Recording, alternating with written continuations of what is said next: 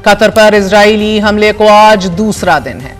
Israel के अलावा तकरीबन तमाम दुनिया ने इस हमले की मजम्मत की है और अब मुस्लिम ममालिक के सरबराहान मुमलिकत कतर से इजहार यकजहती और अगला लाहे अमल तय करने के लिए दोहा पहुंच चुके हैं। गुज़िश्ता रोज मुत्तहिदा अरब अमारात के सदर शेख मोहम्मद बिन जैद ने कतर का दौरा किया और आज दोपहर वजीर आजम शहबाज शरीफ एक रोजा दौरे पर दोहा पहुंचे कि जहां कतर के नायब वजीर आजम और वजीर मुमलिकत बराए दिफा शेख सऊद बिन अब्दुर्रहमान बिन हसन अल सानी ने उनका इस्तकबाल किया। वफ्द में वजीर आजम के साथ वजीर खारजा और वजीर दिफा भी शामिल हैं। वजीर आजम ने कतरी अमीर शेख तमीम बिन हमाद अल सानी से मुलाकात में दोहा पर बिला जवाज इजरायली जारियत को बैनुल अक़वामी क़वानीन के सरहन मुनाफी करार देते हुए कतरी अमीर और कतरी अवाम से यकजहती का इजहार किया है और कहा है कि पाकिस्तान इस मुश्किल वक्त में कतर के साथ खड़ा है और दोनों ममालिक के तारीखी बरादराना ताल्लुकात हमेशा मजबूत रहेंगे। जबकि वजीर आजम ने जोर दिया कि इजरायली जारियत को फौरी तौर पर रोका जाए और उम्मत मुसलमा को इसके मुकाबले में इत्तेहाद का मुजाहिरा करना होगा। नाजरीन, आज ही अक़वाम मुत्तहिदा की सलामती काउंसिल का हंगामी इजलास भी होना है कि जो पाकिस्तान की दरख्वास्त पर गुज़िश्ता रोज बुलाया गया था मगर दोहा की दरख्वास्त पर आज तक मौखर कर दिया गया था। जबकि आज ही सऊदी वली अहद शहजादा मोहम्मद बिन सलमान भी कतर से यकजहती के लिए दोहा पहुंचेंगे। अल अरेबिया न्यूज़ के मुताबिक सऊदी वली अहद शहजादा मोहम्मद बिन सलमान ने कतर के साथ अपने मुल्क की यकजहती और फलस्तीनियों के हकूक की हमायत पर जोर दिया है और कहा है कि सऊदी अरब खित्ते में काबिज इजरायली हुकूमत की जारियत को मुस्तरद करता है, इसकी मजम्मत करता है, बिलखसूस कतर पर किए गए बुज़दिलाना हमले की। सऊदी अरब ब्रादर मुल्क कतर के साथ मुकम्मल तौर पर शाना बशाना खड़ा है और जो भी इक़दामात कतर करेगा सऊदी अरब उनकी गैर मशरूत यानी कि अनकंडीशनल हमायत करेगा। जबकि सऊदी वली अहद शहजादा मोहम्मद बिन सलमान ने गजा के निहत्ते अवाम पर जारी मजालिम को इंसानियत के खिलाफ जराइम करार देते हुए दो टोक अल्फाज में कहा है कि गजा की सरजमीन फलस्तीन है, इस पर फलस्तीनी अवाम का हक कायम है जिसे कोई जारियत छीन नहीं सकती, ना ही किसी धमकी से खत्म किया जा सकता है। दूसरी जानिब गुज़िश्ता रोज इजरायली वजीर आजम नेतन्याहू ने कतर पर हमले को दुरुस्त करार देते हुए बतौर जवाज 11 सितंबर का हवाला दे दिया और यह कहा कि कल 11 सितंबर है, हमें 11 सितंबर याद है, हम 7 अक्टूबर को भी याद रखते हैं। 11 सितंबर के बाद अमेरिका ने अहद किया कि वह दहशतगर्दों को दुनिया के किसी भी कोने से ढूंढ कर सजा देगा और फिर अमेरिका ने ऐसा ही किया। अल-कायदा का ताक़ुब करते हुए ओसामा बिन लादेन को पाकिस्तान में हलाक किया। साथ ही नेतन्याहू ने कतर समेत दीगर ममालिक को धमकी देते हुए कहा है कि वो शिद्दत पसंदों को पनाह ना दें वगरना इजराइल बैरून मुल्क में ऐसे हमले जारी रखेगा। इजरायली वजीर आजम नेतन्याहू की धमकी और दोहा हमले का अल-कायदा के ताक़ुब से मुआजना करने पर कतरी वज़ारत खारजा ने भी जवाब दे दिया है। बकौल कतरी वज़ारत खारजा इजरायली वजीर आजम का बयान ना सिर्फ इजराइल के बुज़दिलाना हमले का जवाब पेश करने की कोशिश है बल्कि मुस्तकबिल में भी रियासती खुदमुख्तारी की खिलाफ वर्जियों को जवाब फराहम करने की शर्मनाक कोशिश है।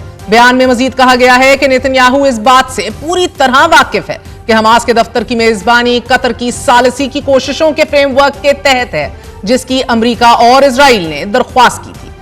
कतरी वजारत खारजा ने नेतन्याहू को बावर करवाते हुए कहा है कि यह इल्जाम कि कतर ने हमास के वफ्द को खुफिया तौर पर पनाह दी एक ऐसे जुर्म को जवाब फराहम करने की मायूस कुन कोशिश है कि जिसकी पूरी दुनिया ने मुजम्मत की है। जबकि CNN से गुफ्तगू करते हुए कतरी वजीर आजम शेख मोहम्मद बिन अब्दुर्रहमान अल सानी ने कहा है कि हम नेतन्याहू जैसे शख्स की ऐसी धमकी कबूल नहीं करते।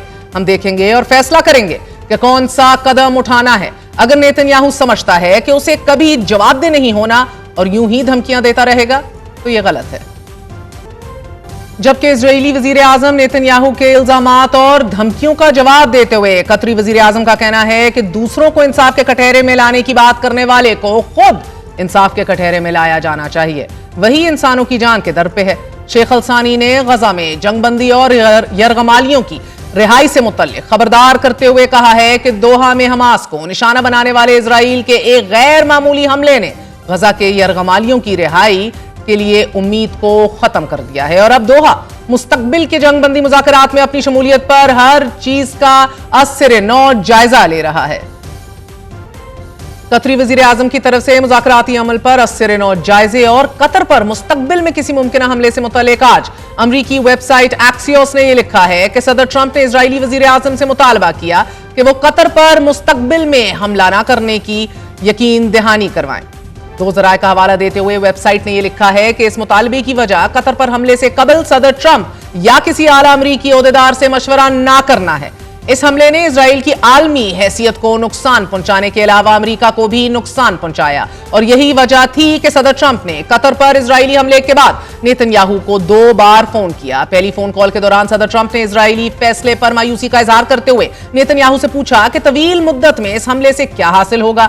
दो जराये के मुताबिक इस फोन कॉल पर सदर ट्रंप ने नेतन्याहू से मुतालबा किया कि ऐसा दोबारा नहीं होना चाहिए, जबकि वॉल स्ट्रीट जर्नल ने अपनी एक्सक्लूसिव रिपोर्ट में दोनों फोन कॉल्स की तफसीलात बताते हुए लिखा है कि सदर ट्रंप पहली फोन कॉल में इजरायली वजीर आजम पर गुस्से का इजहार करते रहे।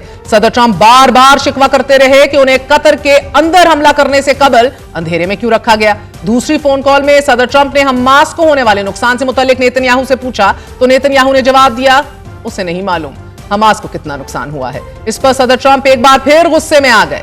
एक्सियोस जराये के मुताबिक नेतन्याहू से बात करने के बाद सदर ट्रंप ने अमीर कतर को फोन किया। दोनों रहनुमा गुस्से में थे। कतरी वजीर आजम ने अमरीकी हुकाम को यह कहा कि जो कुछ हुआ है वो इसे इजराइल और अमरीका की तरफ से धोखा समझते हैं। कतरी वजीर आजम ने व्हाइट हाउस के खसूसी एलची स्टीव विटकॉफ को भी कहा कि 6 माह के अंदर पहले ईरान और फिर इजराइल ने कतर पर हमला किया है। इन हमलों के बाद कतर अमेरिका के साथ अपनी सिक्योरिटी शराकतदारी का असर-ए-नौ जायजा लेगा और शायद कुछ दूसरे शराकतदारों को तलाश करेगा जो जरूरत पड़ने पर कतर की सलामती को यकीनी बनाए। और आपको बताते चले इसी हवाले से कतर अकेला नहीं है, दीगर अरब दुनिया और ममालिक भी इस हवाले से असर-ए-नौ जायजा ले रहे हैं। CNN की हेडलाइन और शह सुर्खी आपको बताते चले, a presidential jet and a massive US airbase didn't shield Qatar from Israel's attack, America's Arab allies are taking note.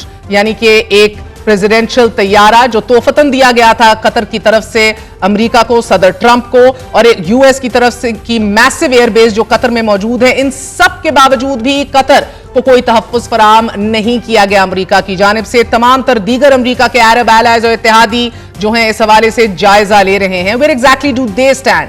Qatar ने अमेरिका के साथ ताल्लुकात के असर-ए-नौ जायजे से मुतल्लिक खबरों को गलत करार दे दिया है नाजरीन, लेकिन चाहे कतर इस खबर की तरदीद करे भी इसकी अहमियत जरूर है, क्योंकि कतर पर इजरायली हमले के बाद अरब इस्लामी सरबराही कॉन्फ्रेंस का हंगामी इजलास भी तलब कर लिया गया है और यकीनन इस इजलास में अमेरिका की अरब ममालिक को सिक्योरिटी गारंटी ज़ेरे बहस जरूर आएगी। हर गुजरते लम्हे इजरायली हमले और इस हमले के मकासद से मुतल्लिक तफसीलात सामने आ रही हैं। न्यूयॉर्क टाइम्स ने अपनी रिपोर्ट में बताया है कि कतर पर इजरायली हमला बुनियादी तौर पर यरगमालियों की अदम रिहाई और गजा जंगबंदी मुज़ाकरात पर मायूसी और सवालात से तवज्जो हटाने के लिए कोशिश है कि जिसका सामना नेतन्याहू कर रहा है। न्यूयॉर्क टाइम्स के मुताबिक नेतन्याहू की तरजीहात में अब हॉस्टेजेस की रिहाई नहीं बल्कि हमास के खात्मे और गजा में मुस्तकिल एक कंट्रोल गवर्नेंस मॉडल है। साबिक इजरायली आला अस्करी ओहदेदारों के मुताबिक नेतन्याहू को मालूम है कि हमास यरगमालियों की रिहाई के लिए सिर्फ एक सूरत में आमादा होगा कि गजा में मुस्तकिल जंगबंदी की जाए और ये नेतन्याहू के लिए किसी सूरत काबिल कबूल नहीं। यही वजह है कि कतर जैसे मुल्क पर इजराइल ने हमला किया है कि जो यरगमालियों की वापसी और जंगबंदी में अहम तरीन किरदार अदा कर रहा था। वॉशिंगटन पोस्ट लिख रहा है नाजरीन कि कतर पर हमला वाज़े करता है कि इजराइल हमास को अपने लिए खतरा समझता है और इसके खात्मे के लिए वो कतर जैसे सालिस मुल्क पर भी हमला कर सकता है। हालांकि कतर हमास को जंगबंदी के लिए आमादा करने में अहम किरदार भी अदा कर रहा था। हमास के नुकसान से मुतल्लिक रिपोर्ट्स में यह कहा जा रहा है कि 2 साल गुजरने के बावजूद हमास इजराइल का मुकाबला कर रहा है। माजी में मुतअद्दिद रहनुमाओं की हलाकतों के बावजूद हमास अभी तक हथियार नहीं डाल रही। वॉशिंगटन पोस्ट ने गुज़िश्ता 2 सालों में इजरायली हमलों को दूसरी जंग अजीम के बाद सबसे बड़ी मिलिट्री कैंपेन करार देते हुए यह भी लिखा है कि हमास की गजा में हुकूमत का खात्मा हो चुका है। 75% से ज्यादा गजा पर इजराइल का कब्जा है। गजा में हमास की पुलिस का नामो निशान खत्म हो गया है। ईरान समेत दीगर हमास इत्तेहादियों को भी बहुत बड़े नुकसान का सामना करना पड़ा है, मगर इसके बावजूद हमास के पास अब भी हजारों फाइटर्स मौजूद हैं कि जिनमें बड़ी तादाद ऐसी फाइटर्स की है कि जिन्होंने गुज़िश्ता 2 सालों में हमास में शमूलियत इख्तियार की है। ऐसे में गजा पर इजरायली कब्जे का ख्वाब एक ना खत्म होने वाली जंग तो हो सकता है, इससे ज्यादा कुछ नहीं।